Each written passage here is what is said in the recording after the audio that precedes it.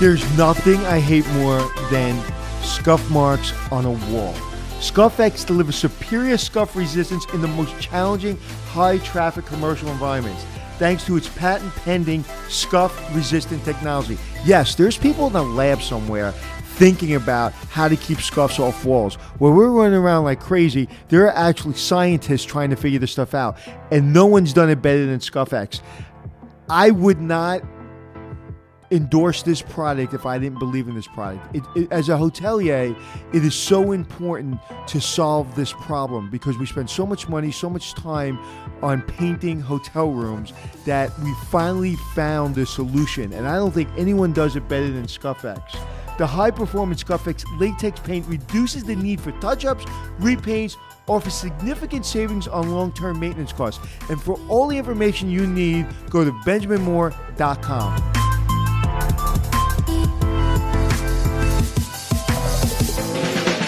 It's checking in with Anthony and Glenn, teaching you to be the hotelier that you wanna be. It's checking in with Anthony and Glenn. Anthony, You're old.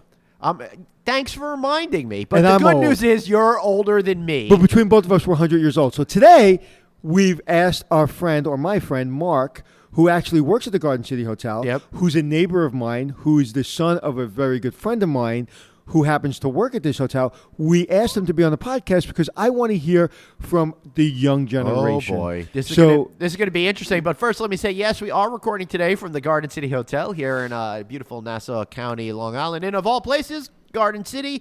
Love this hotel. Great luxury hotel experience. And if you have a chance to come here, make sure you eat at the Red Salt Room by David Burke. All right, take it away. So now we can't even call him millennial because he's younger than that. Generation Z, baby. What is he? Generation Z. You're Generation Z. Yes. What is Hi, Mark. What does Generation Z mean? What is that?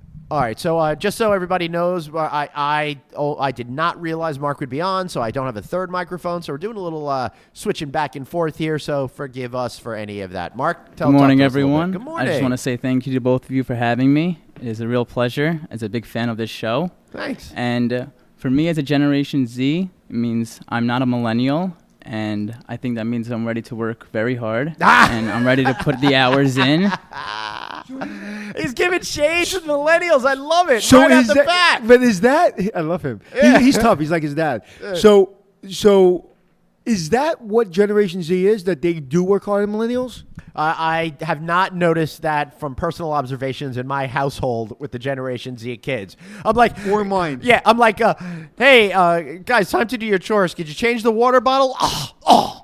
Time to empty the dishwasher. I'm so tired of that. But maybe one day they'll be like you, Mark, because you seem to have you seem to put some work into stuff.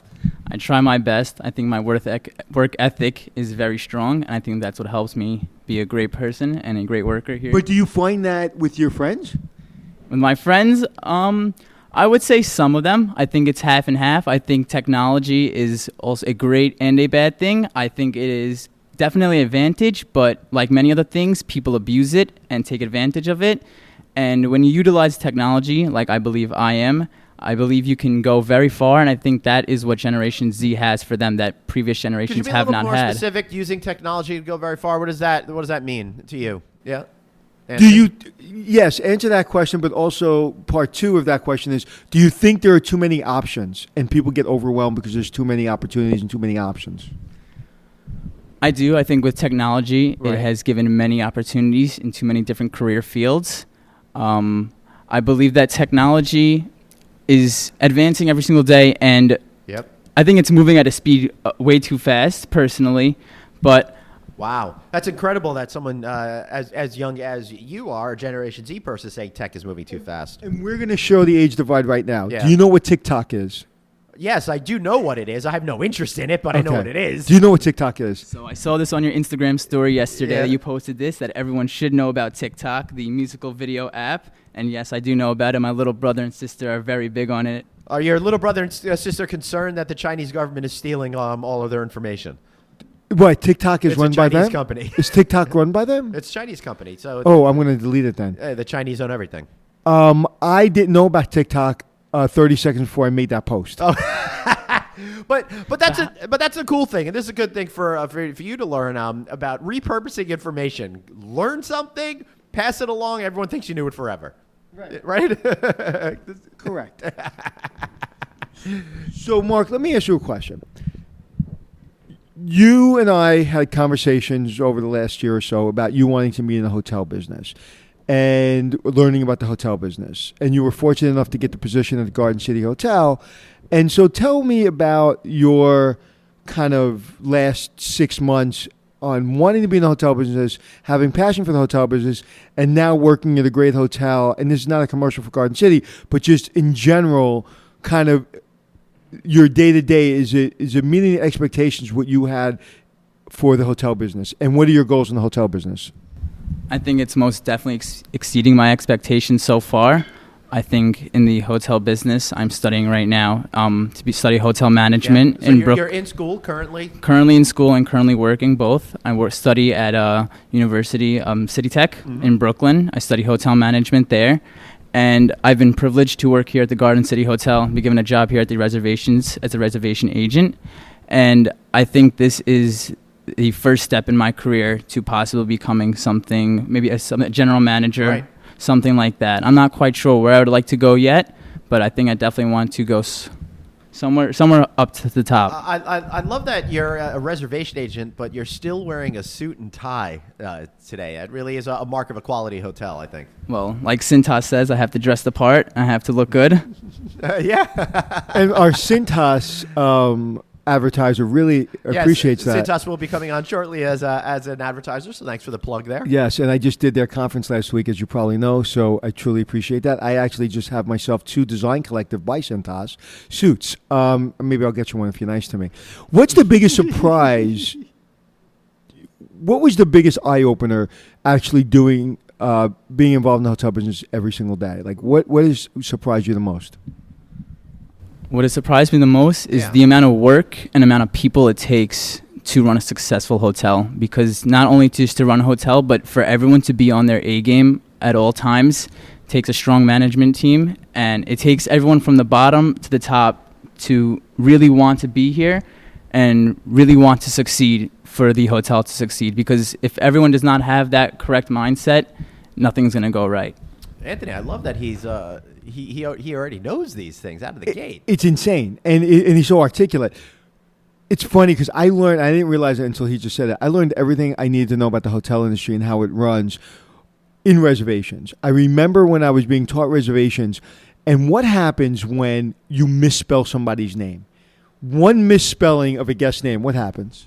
Well, working in reservations and dealing with airlines and guests every single day, it is extremely crucial that every day when I type in names, reservations, all that stuff, I have to be double-checking, triple-checking my work constantly because one different rate code, one different name, it's going to change everything up. It won't look the same. Right. If you change, just for people that don't know, if you have the wrong rate code, say you put, I don't know, a spring special in, and then nobody using the spring special rate code, and then next year you go do your budgets and marketing to see if the spring special worked, and you don't have any rate codes to back it up to see if anybody booked it, right, you wouldn't know if that was a successful campaign. So that's one thing. But what happens when you put a misspelled name in, the guest checks in, and if there's somebody at the front desk that is really not sharp, and they don't try 2 or 3 or 4 or 5 different versions of that name, or try their first name, or try their credit card number or whatever, that guest gets upset. That guest gets upset. Now a supervisor gets involved. Now maybe the supervisor doesn't find the reservation. Now all of a sudden it's elevated, and now you're pissed off the guest for no reason just because of a misspelling of a name. And maybe you just don't ever find it, and you walk this person because you're sold out, and the person's walked to another hotel, and they actually have a reservation. And then when the person at the end of the night, the auditor closes out the day, and there's one reservation that didn't come in, you charge the guest credit card, not realizing they were walked, right, and the guest that you walked is now dealing with a bill they don't want because they wanted to be in your hotel to begin with. That little one thing just created that entire mess. And every person that's been in the hotel business longer than a year understands what I'm talking about. Well, then why can't hotels get this little thing right? Now, Mark might be a genius over here, being able to be very focused and get it, but nobody can figure out that Glenn is spelled with 2 N's in my case, and Haussman has 2 S's in the case of my last name. And no matter how many times I say it, no matter how many times it's in my email, they still can't get it right, and I always have a problem everywhere I check in. I got it wrong for weeks after I met you. Yeah, but that's because you just don't care. No, I do care. Actually, I don't care about a lot of things, but getting people's names right and their spelling right is very important to me. But you said something that I kind of like twitched when you said it. Yeah. You said it's such a small thing. In the hotel industry, there's nothing that's a small thing. Nothing is a small thing. Like every single thing you do in the hotel has a consequence. Right. So if you don't have a spelling of someone's name perfectly, there's a consequence to that.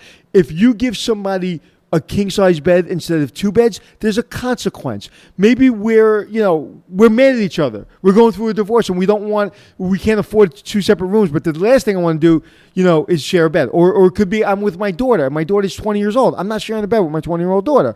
I want 2 beds. Now, you may think that's a small thing, just share a bed. No, I'm checking out. Now you ruined my entire vacation. Right. So small things do not exist. The small things are the big things. Well, I think that particular attitude has helped get you to where you are today. Yeah, in a room with you talking on a friggin' podcast. Yeah, so I guess you've made a lot of mistakes. Yeah. So, Mark, where do you get the sense for attention to detail right here at the outset of your career? And is that exhausting having to do that? How do you make sure that you're always on point with that stuff? I think it is slightly exhausting, but I think that's what really keeps me on my toes is that anxiety and that rush that everything has to be perfect. And if not, a guest will be upset and a guest will complain.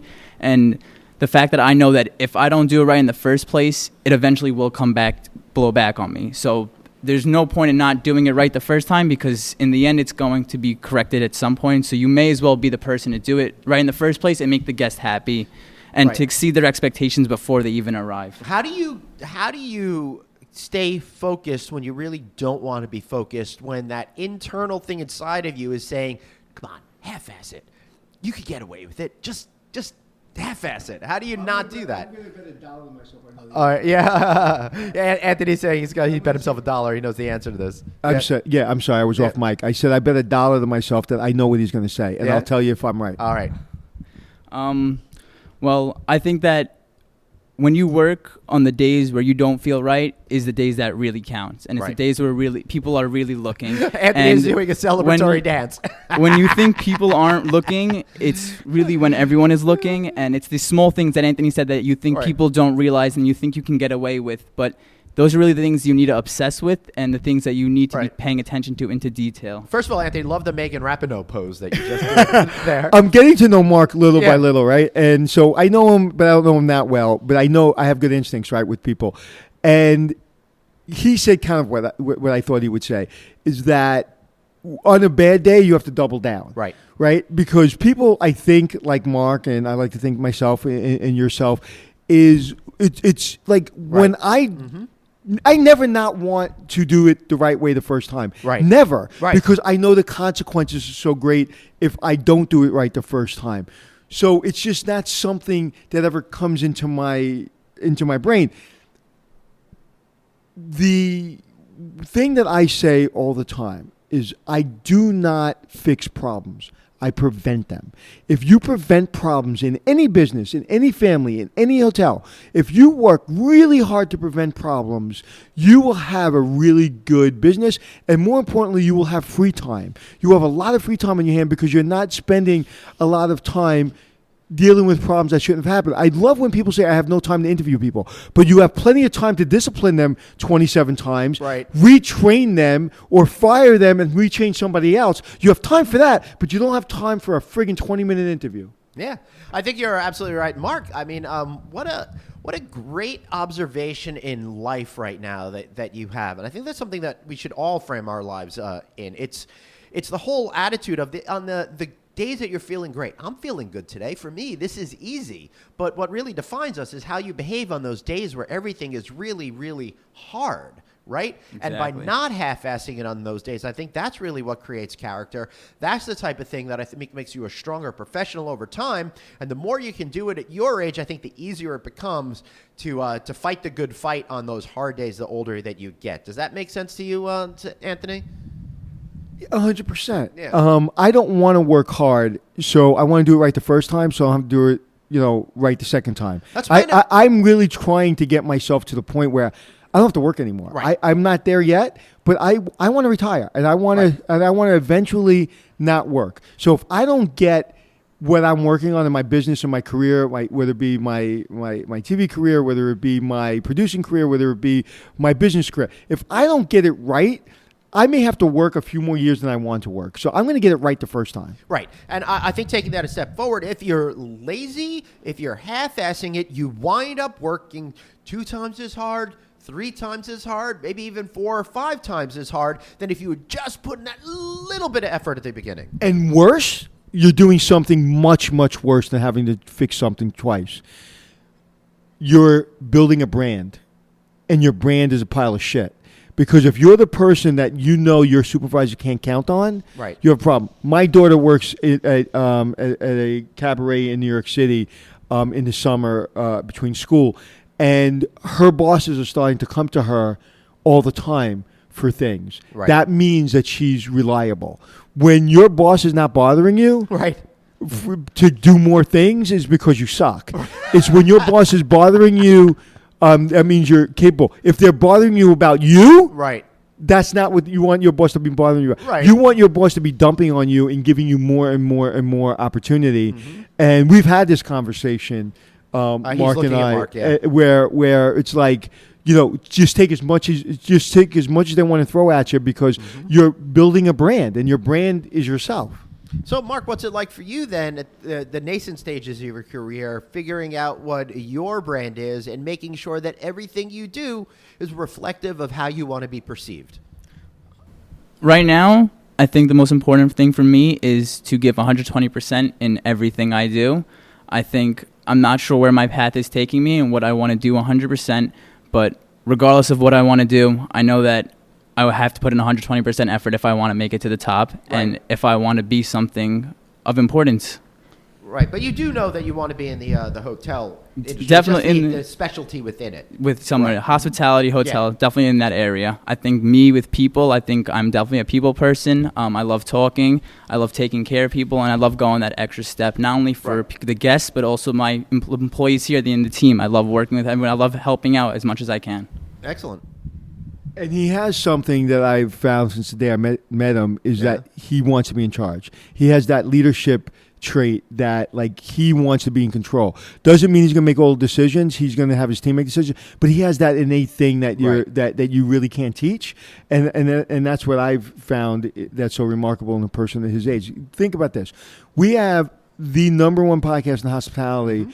More people listen to this show than any other show in hospitality. It's shooting fish in the barrel. It's the people you want to be in front of listening to this podcast. Right.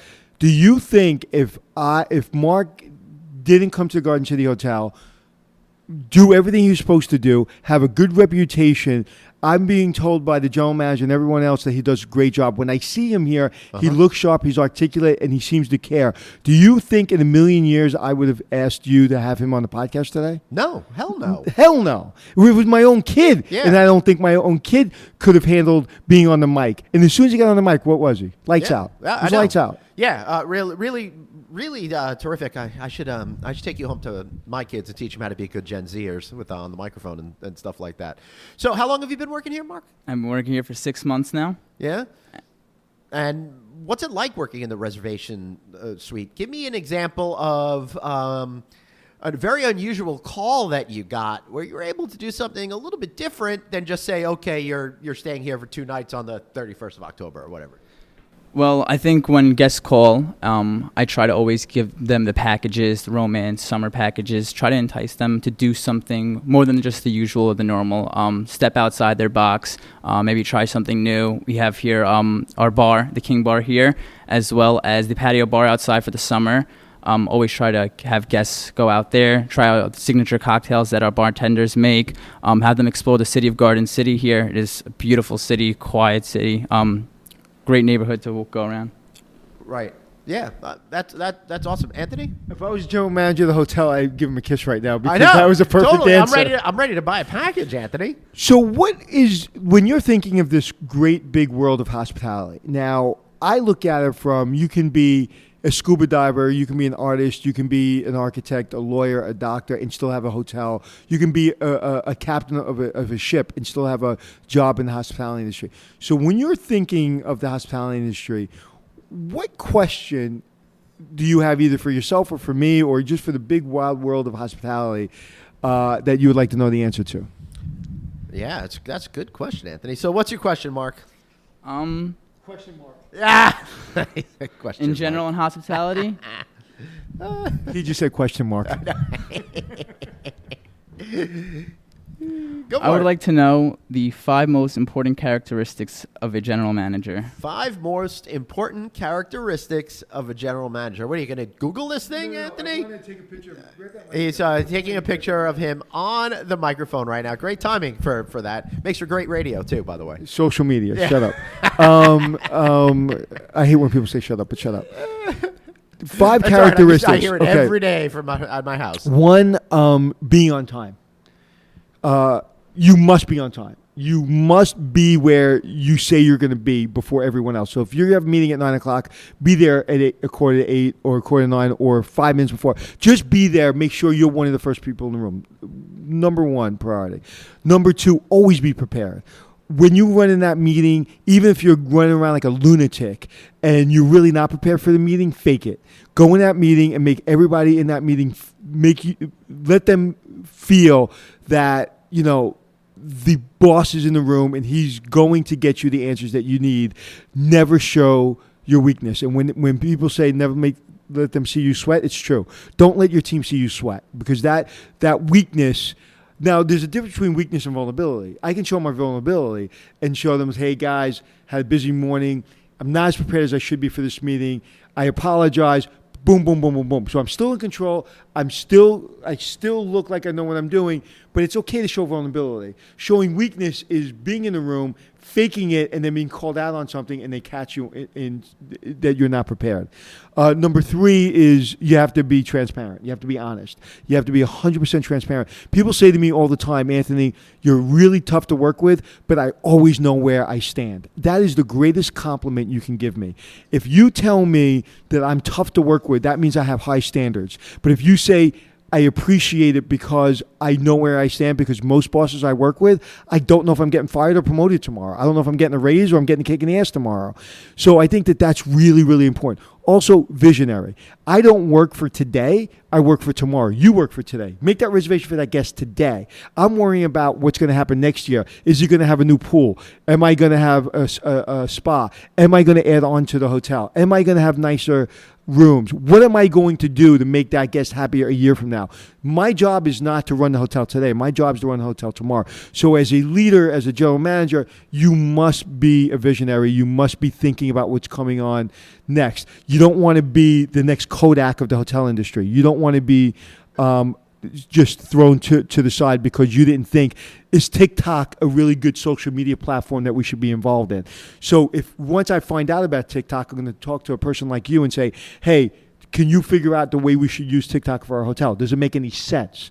That's important. And I would say the 5th trait would be you have to be smart. You have to know what the hell you're talking about. You have to be educated in what you're doing. You cannot, a general manager generally manages. So I have to ask my engineer a question. I should be able to ask an articulate question to an engineer. I should be able to articulate to a young revenue manager or reservation manager. I should ask them a question. And in asking that question, I should be able to know if they know what they're talking about. I'm not going to ask a question just to ask a question. I'm going to ask a question that you don't even know I'm testing you on. So I can know if you're ready for the next level. So if I'm not capable, you're eventually going to find out. I can have all the other traits that we talked about, but if I don't know what the hell I'm talking about, you're going to catch me. Yeah, I think that's absolutely great Let's ask Mark. advice, man. That was that was awesome. That was really. Why does he look like you was impressed with that? Yeah. Why was I impressed with that? It looks like you're impressed with that. Dude, man, it was pretty great. It's like you just synthesized decades of experience in 5 easy lines for people to clearly and cogently understand. So what you think about that? Yeah, Mark? I think that was perfect. I think that's exactly what I would say too. And the good thing is, if you don't remember it all, you can just back up the podcast a couple of minutes and listen to the whole thing all over. You know what's interesting? What? He just said something. I don't know if you heard what he said. Did you hear what he said? What did we say? And it's very telling about this young man. Yeah. And this is what I try to teach other managers and other general managers about. Mm-hmm. There's moments, there's opportunities when you're talking to people you have to pick up on. And I just picked up on something that's going to tell me he's going to be a general manager and he's going to be a great leader. Okay. He said, that's what I think too. He didn't say, wow, I learned something there. Wow, that's what I think too. That can come off as either arrogant, cocky. What do you mean? You're 6 years old and all of a sudden you're thinking that too? You're just born into this business and all of a sudden you're thinking that too? No, that tells me he's a thinker. That tells me he's mature. That tells me he's confident that he said that instead of saying, wow, that was great. That was so impressive, kind of like what you said. Yeah, I know. I'm just sitting here thinking, well, this guy is really insulting me here right now. But it's all right. I'm ready. I'm ready to take one for the team, Mark, because he makes a really good point. So he's hitting me saying, I got to go because I'm off break. So tell the audience you got to go. Yeah. Thank you, everyone, for having me, and thank you both. It has been a really extreme pleasure to be here. I did not think I would be speaking. I just wanted to come here and listen and just see how it goes down, how all this behind-the-scenes work, but it really was an honor to be able to speak on here today. Great. It's a shame you don't know how behind-the-scenes work because now you're in front of the right. Don't be late. So as you're walking out the door, I'm going to ask you, why does your father suck at poker? Yeah. See you later, Mark. It doesn't run in the genes. We should play sometime. All right, I'll let you. All right. That's a challenge. Somebody's going to Atlantic City this weekend, I think. So that was great. Thank you, Mark. I'm really glad you took some time to speak with him because I really think he's very representative of what a lot of young professionals are going through these days. Although he seems to really have it pretty together, which is a lot more than I could say for me when I was his age. And what's the one thing he didn't do the whole time he was here? I don't. He didn't go on his cell phone. No, not once. He didn't touch it. No. He didn't touch it. No. So it really upsets me when people say millennials this or Z generation. Listen, everybody's an individual. Everybody represents themselves. Everybody has a brand. This gentleman not only represented himself well, he represented his family well, he represented the Garden City Hotel well, and honestly, he represented me well because I'm going to hopefully help him with his career. Right. So anybody listening to this podcast, if I said, hey, did you listen to the podcast with Mark? And say, yeah, sounds like a good young man. Okay, boom. He's already 20% into the interview already because they already heard him speak and how articulate he is and how much passion he has for the industry. So I don't like when people put titles on people, millennial, Z. This is a gentleman that could have worked in the generation that I worked in. He believes in hard work. He believes in getting here early. He believes in looking sharp. He, like he said, when he's having a bad day, he doubles down and says there are no bad days. That's a person that's getting himself ready for success. And like I said, that says a lot about him and also the way he was raised. It seems to me, and I was just about to bring up that raised thing, because he didn't start this day without all of these things inherently part of his system, part of his body, part of who he is. He learned them from his family, from whomever, from experiences in life. But what if you came up and you didn't have those people that nurtured you in the right way, didn't help give you that right frame of mind, and all of those 5 things that you just said might have been a surprise to an individual? Well, knowing his father, and I know his mom casually, I know them, the family, and they live in a nice house in a nice neighborhood. And he's been given a lot of opportunities that a lot of kids don't have. But one of the opportunities he hasn't been given, he hasn't been spoiled. His parents have always made him work for what he has. So anything that he has today, even, hopefully they don't get mad at me for telling this, but even he couldn't get a car until he got a job. Right. So when he got this job in Garden City, that's when his family got him a car. And I don't know if they're paying for it, he's paying for insurance. I don't know what the deal is.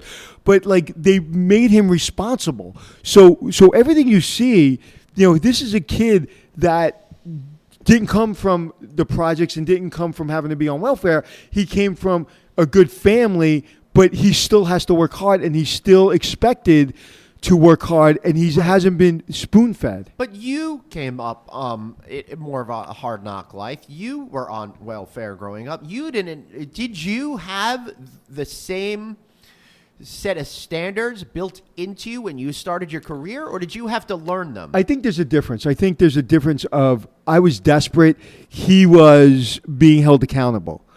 So there's one thing, it's like, yeah, we have a nice life, but this isn't your life. This is our life, and you've got to go earn your own life, as opposed to, am I going to have what's my life going to look like when I leave this house because I got no backup plan, right?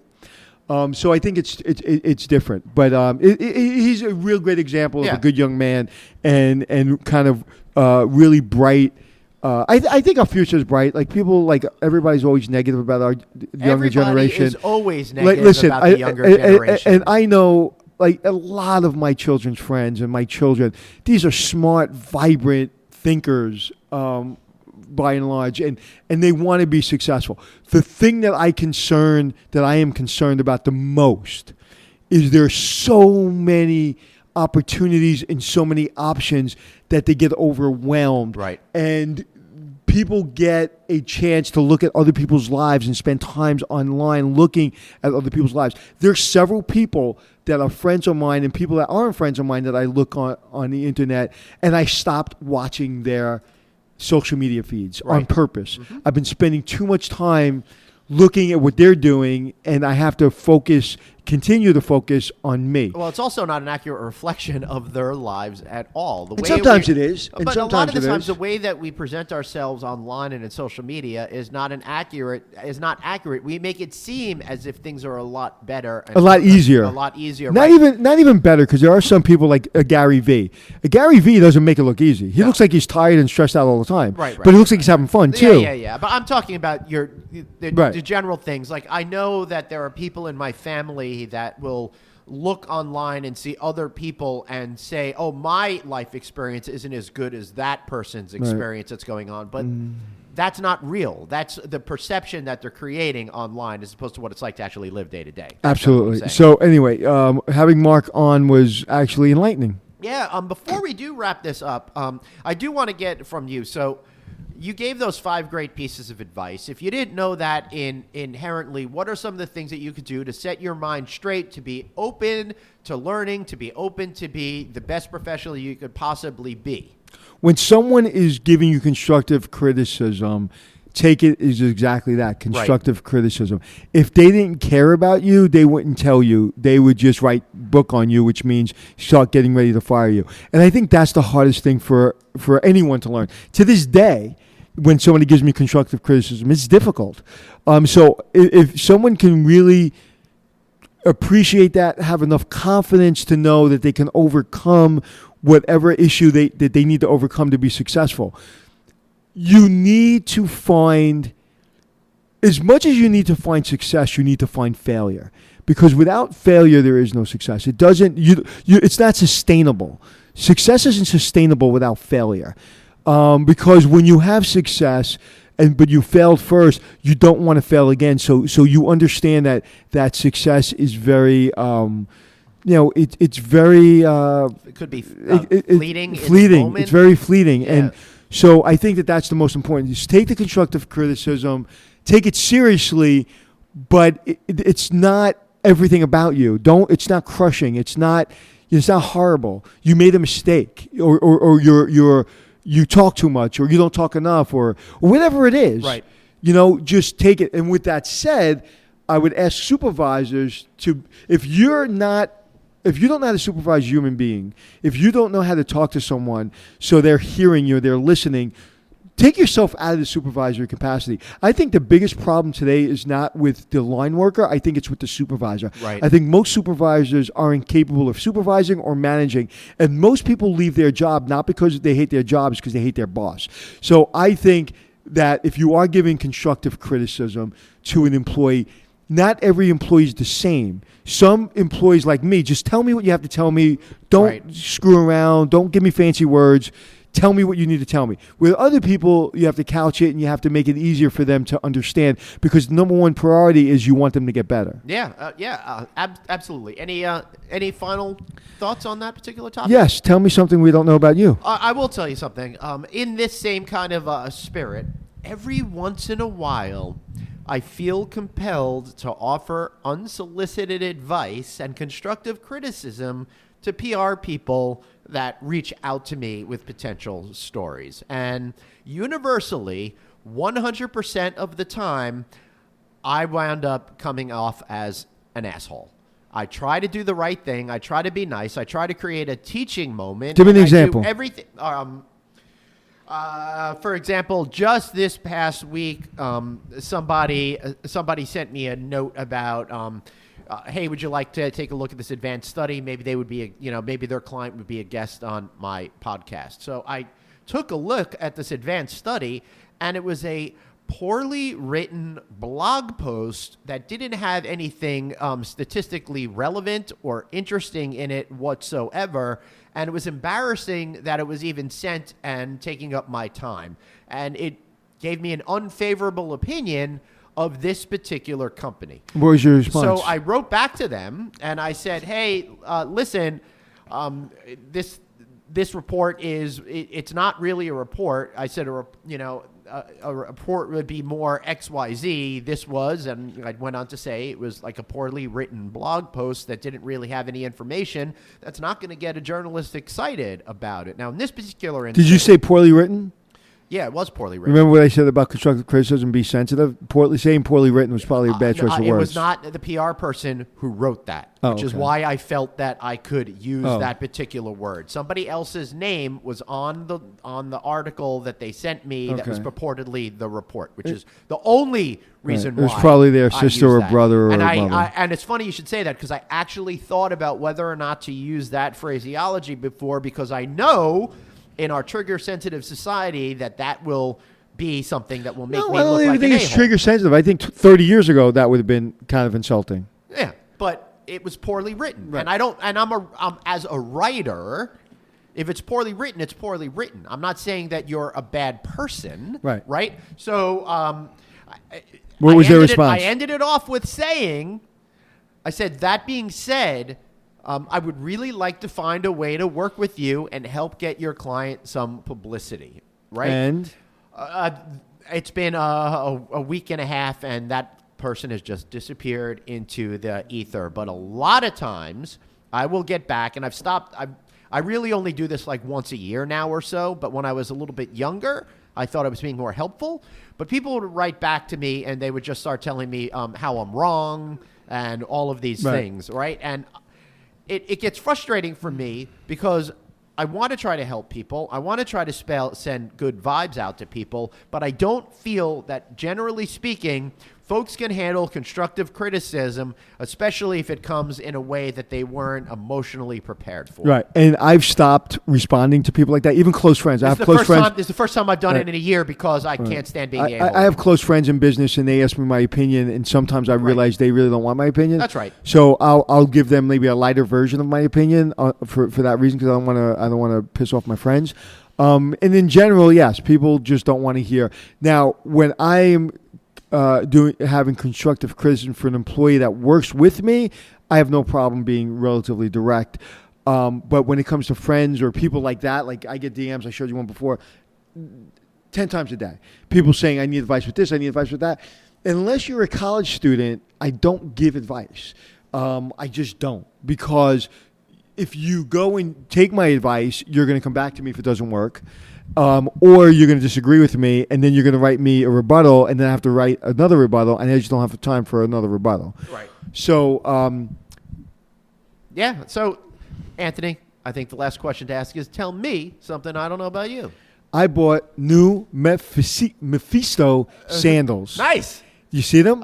You're holding it up and shoving it in my face. I can hear it. I can see them and smell them. How beautiful are these? They are very nice sandals.